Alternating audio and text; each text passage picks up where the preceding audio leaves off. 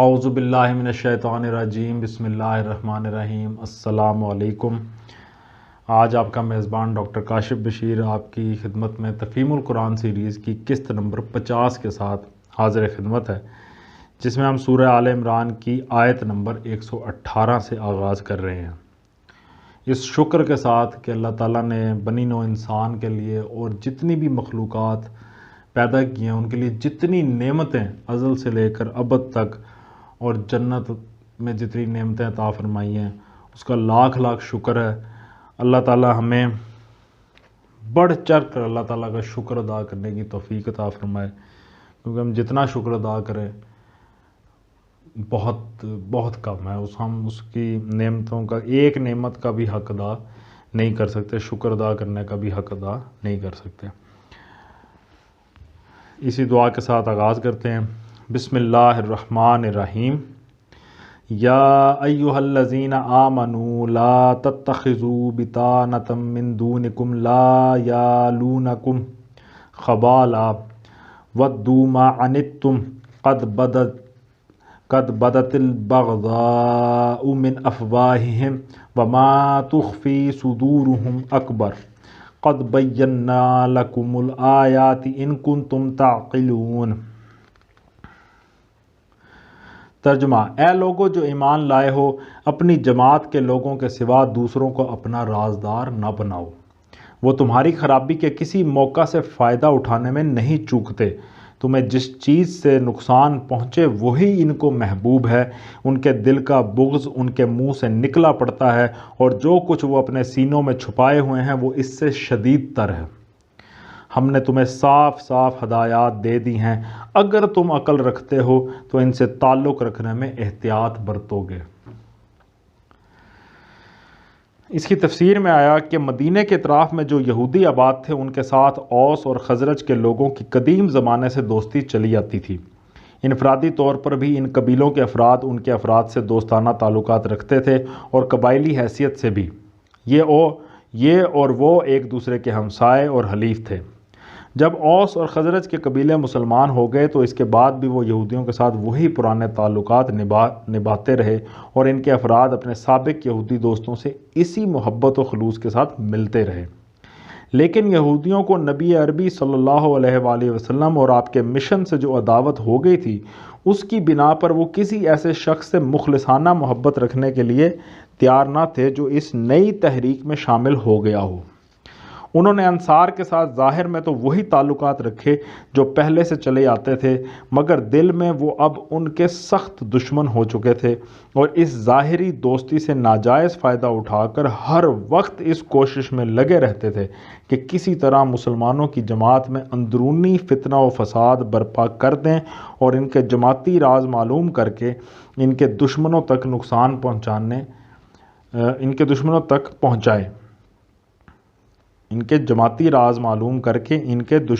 پہنچائیں۔ اللہ تعالیٰ یہاں ان کی اس منافقانہ روش سے مسلمانوں کو محتاط رہنے کی ہدایت فرما رہا ہے۔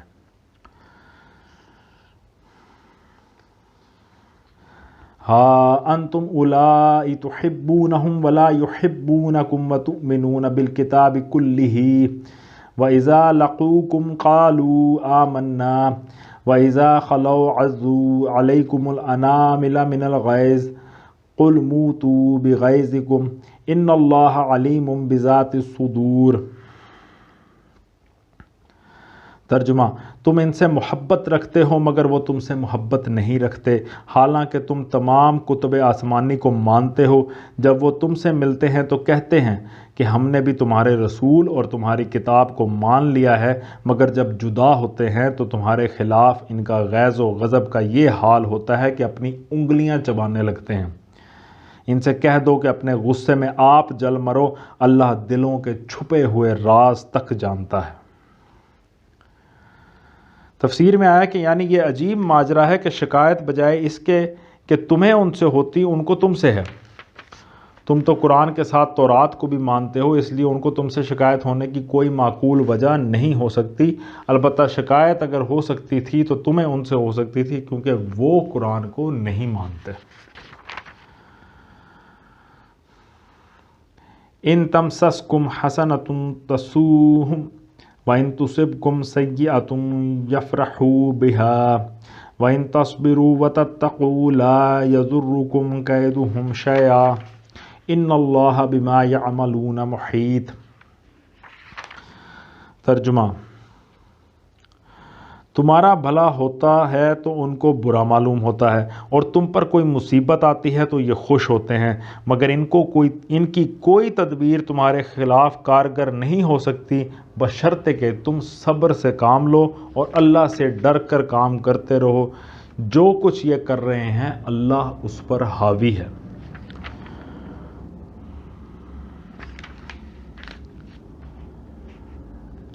وَإِذْ غَدَوْتَ مِنْ أَهْلِكَ تُبَوِّئُ الْمُؤْمِنِينَ مَقَاعِدَ لِلْقِتَالِ وَاللَّهُ سَمِيعٌ عَلِيمٌ۔ ترجمہ: اے پیغمبر صلی اللہ علیہ وآلہ وسلم، مسلمانوں کے سامنے اس موقع کا ذکر کرو جب تم صبح سویرے اپنے گھر سے نکلے تھے اور احد کے میدان میں مسلمانوں کو جنگ کے لیے جا بجا مامور کر رہے تھے۔ اللہ ساری باتیں سنتا ہے اور وہ نہایت باخبر ہے۔ اس کی تفسیر میں آتا ہے کہ یہاں پہ اصل میں یہ جو آیت ہے، ہم اس ٹائم 121 نمبر آیت کی میں تلاوت و ترجمہ پڑھا ہے، یہاں سے رکوع نمبر اس کا شروع ہو رہا ہے، اس سورہ آل عمران کا 11 نمبر رکوع۔ تو تفسیر میں آیا کہ یہاں سے چوتھا خطبہ شروع ہوتا ہے۔ یہ جنگ احد کے بعد نازل ہوا ہے اور اس میں جنگ احد پر تبصرہ کیا گیا ہے۔ اوپر کے خطبے کو ختم کرتے ہوئے آخر میں یہ ارشاد ہوا تھا کہ ان کی کوئی تدبیر تمہارے خلاف کارگر نہیں ہو سکتی، بشرطے کہ تم صبر سے کام لو اور اللہ سے ڈر کر کام کرتے رہو۔ اب چونکہ احد کے میدان میں مسلمانوں کی شکست کا سبب ہی یہ ہوا کہ ان کے اندر صبر کی بھی کمی تھی اور ان کے افراد سے بعض ایسی غلطیاں بھی سرزد ہوئی تھیں جو خدا ترسی کے خلاف تھیں۔ اس لیے یہ خطبہ جس میں انہیں ان کمزوریوں پر متنبہ کیا گیا ہے، مندرجہ بالا فکرے کے بعد ہی متصلاً درج کیا گیا۔ اس خطبے کا انداز بیان یہ ہے کہ جنگ احد کے سلسلے میں جتنے اہم واقعات پیش آئے تھے ان میں سے ایک ایک کو لے کر اس پر چند جچے تلے فکروں میں نہایت سبق آموز تبصرہ کیا گیا ہے۔ اس کو سمجھنے کے لیے اس کے واقعاتی پس منظر کو نگاہ میں رکھنا ضروری ہے۔ شوال سن 3 ہجری کی ابتدا میں کفار قریش تقریباً 3000 کا لشکر لے کر مدینہ پر حملہ آور ہوئے۔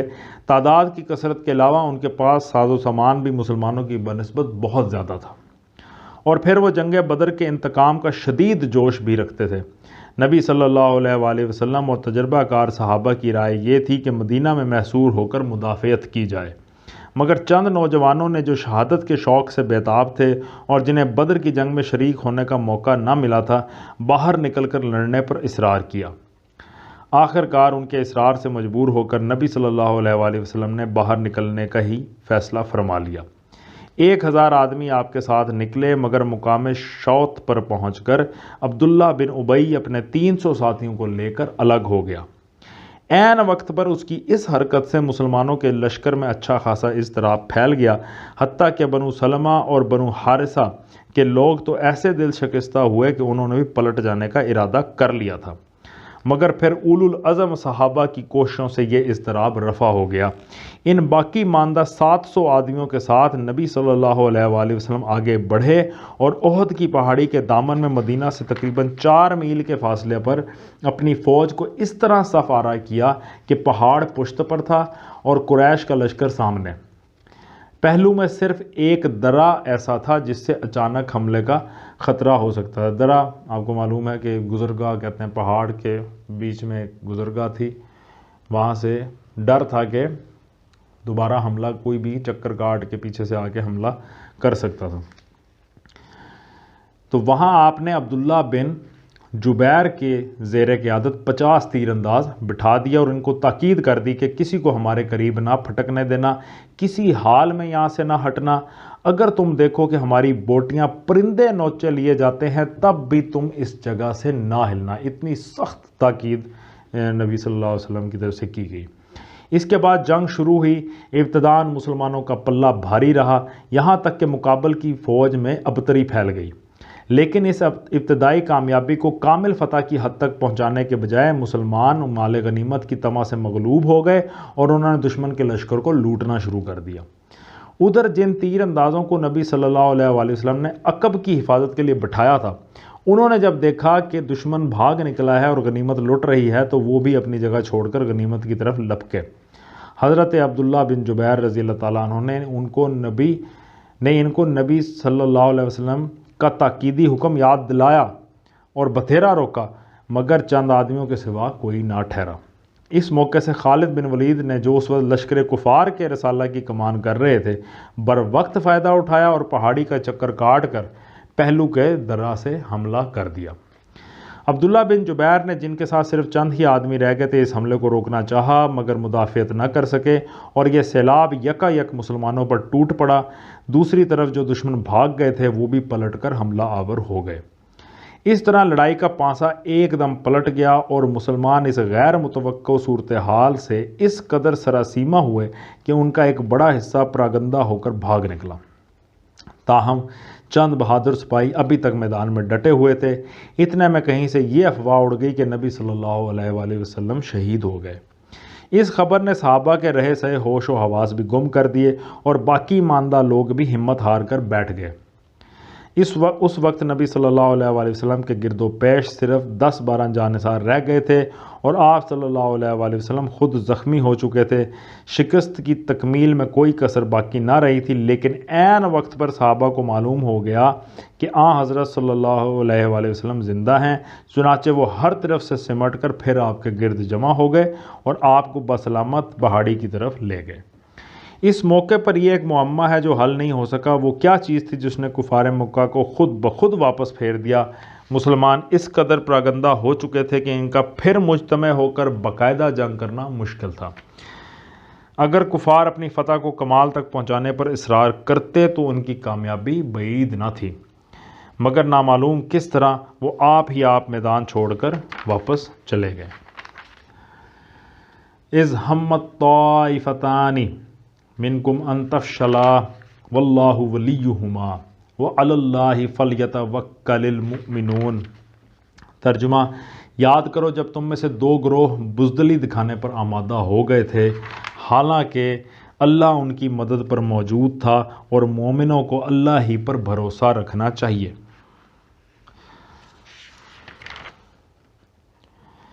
اس کی تفسیر میں آیا یہ اشارہ ہے بنو سلمہ اور بنو حارثہ کی طرف جن کی ہمتیں عبداللہ بن ابی اور اس کے ساتھیوں کی واپسی کے بعد پست ہو گئی تھیں۔ وَلَقَدْ نَصَرَكُمُ اللَّهُ بِبَدْرٍ وَأَنْتُمْ أَذِلَّةٌ فَاتَّقُوا اللَّهَ لَعَلَّكُمْ تَشْكُرُونَ۔ ترجمہ: آخر اس سے پہلے جنگ بدر میں اللہ تمہاری مدد کر چکا تھا، حالانکہ اس وقت تم بہت کمزور تھے، لہٰذا تم کو چاہیے کہ اللہ کی ناشکری سے بچو۔ امید ہے کہ اب تم شکر گزار بنو گے۔ اذ تقول للمؤمنین الن یکفیکم ان یمدکم ربکم بثلاثۃ آلاف من الملائکۃ منزلین۔ ترجمہ: یاد کرو جب تم مومنوں سے کہہ رہے تھے کیا تمہارے لیے یہ بات کافی نہیں کہ اللہ 3000 فرشتے اتار کر تمہاری مدد کرے؟ اس کی تفسیر میں آیا کہ مسلمانوں نے جب دیکھا کہ ایک طرف دشمن 3000 ہیں اور ہمارے 1000 میں سے بھی 300 الگ ہو گئے تو ان کے دل ٹوٹنے لگے۔ اس وقت نبی صلی اللہ علیہ وآلہ وسلم نے ان سے یہ الفاظ کہے تھے: بلا ان تصبروا وتتقوا ویاتوکم من فورہم ھذا یمددکم ربکم بخمسۃ آلاف من الملائکۃ مسومین۔ ترجمہ: بے شک اگر تم صبر کرو اور خدا سے ڈرتے ہوئے کام کرو تو جس آن دشمن تمہارے اوپر چڑھ کر آئیں گے اسی آن تمہارا رب 3000 نہیں 5000 صاحب نشان فرشتوں سے تمہاری مدد کرے گا۔ وما جعلہ اللہ الا بشرا لکم ولتطمئن قلوبکم بہ وما النصر الا من عند اللہ العزیز الحکیم۔ ترجمہ: یہ بات اللہ نے تمہیں اس لیے بتا دی ہے کہ تم خوش ہو جاؤ اور تمہارے دل مطمئن ہو جائیں۔ فتح و نصرت جو کچھ بھی ہے اللہ کی طرف سے ہے، جو بڑی قوت والا اور دانا و بینا ہے۔ لِيَقْطَعَ طَرَفًا مِّنَ الَّذِينَ كَفَرُوا أَوْ يَكْبِتَهُمْ فَيَنْقَلِبُوا خَائِبِينَ۔ ترجمہ، اور یہ مدد وہ تمہیں اس لیے دے گا تاکہ کفر کی راہ چلنے والوں کا ایک بازو کاٹ دے یا ان کو ایسی ذلیل شکست دے کہ وہ نامرادی کے ساتھ پسپا ہو جائے۔ لیس لک من الامر شیء او یتوب علیہم او یعذبہم فانہم ظالمون۔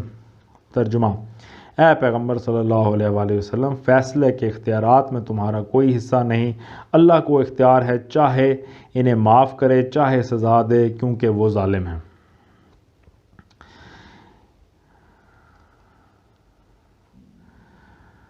وَلِلَّهِ مَا فِي السَّمَاوَاتِ وَمَا فِي الْأَرْضِ يَغْفِرُ لِمَن يَشَاءُ وَيُعَذِّبُ مَن يَشَاءُ وَاللَّهُ غَفُورٌ رَحِيمٌ۔ ترجمہ، زمین اور آسمانوں میں جو کچھ ہے اس کا مالک اللہ ہے، جس کو چاہے بخش دے اور جس کو چاہے عذاب دے، وہ معاف کرنے والا اور رحیم ہے۔